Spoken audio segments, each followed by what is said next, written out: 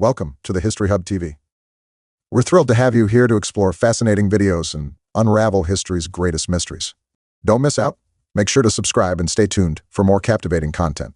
The violent death of the sun, unexplained mysterious phenomena throughout the United States, Canada, and Mexico. Millions of people wearing protective sunglasses look up at the sky to witness a rare cosmic occurrence. Over the course of several hours, Earth's moon slowly passes directly in front of the sun. As they become perfectly aligned, the moon completely blocks out the sun for around 4 minutes, making the sky appear as dark as night in the middle of the day. Crowd cheering. It's an event known as a total solar eclipse, and it's an eerie glimpse at what our world would be like without the sun. Michael DENNIN. The interesting thing about solar eclipses is that it is very strange to experience kind of night during the day and to have the sun blocked out. And this is one of the reasons for most of history that solar eclipses were somewhere between really scary, or at least considered a sign of something dramatic that was going to happen. Dominic Stavu, historically all over the world, in multiple civilizations and cultures, a disappearance of the sun would be considered catastrophic. The sun's a source of life. So when the sun darkened during the daytime, that was seen as a very bad omen.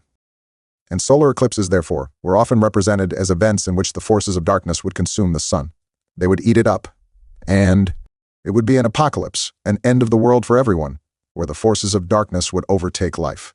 Clark, the sun shapes a lot more than just civilization. The fact that we have this lush, green planet with abundant life all over it comes directly from the sun, because it provides the energy for living forms to function, to grow, to reproduce. And realizing that the sun is the key to life on Earth, without it, we simply can't survive.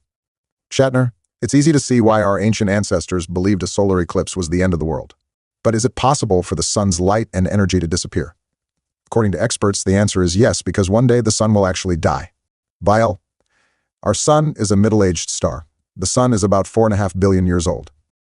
And eventually what will happen is it'll run out of fuel in its core. And when it does that, then what happens is it turns into something called a red giant. Standing, as the sun starts to run out of fuel and expand into the red giant phase, the outer layers of the star will puff out and expand out to the solar system.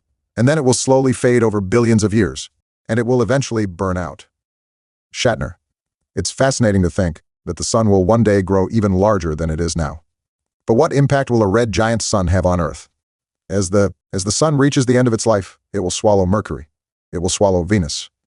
Eventually, its radius will come out to around about the orbital radius of the Earth. The oceans will boil and disappear. The Earth's atmosphere will be blown away, and life will end on the Earth. What will be left will be a very hot, very desolate planet. Shatner. Will the sun one day grow so large that it engulfs Earth and transforms it into a scorched and barren wasteland? Perhaps, but that's not the end of the sun's story. Experts claim that our star will still have one more phase to go through before it finally goes dark for good. The sun will exist for a little while as a red giant star, but eventually it will rather violently shed its outer layers, which will drift away, and all that will be left is the inner core called a white dwarf. It's like the ember in a dying fire. And so, it will slowly radiate its energy away and get cooler and cooler and cooler. Eventually, the Earth's surface would rapidly cool. It would be like it was suddenly night, and it would just get colder and colder. And eventually, Earth would just become a giant snowball in space.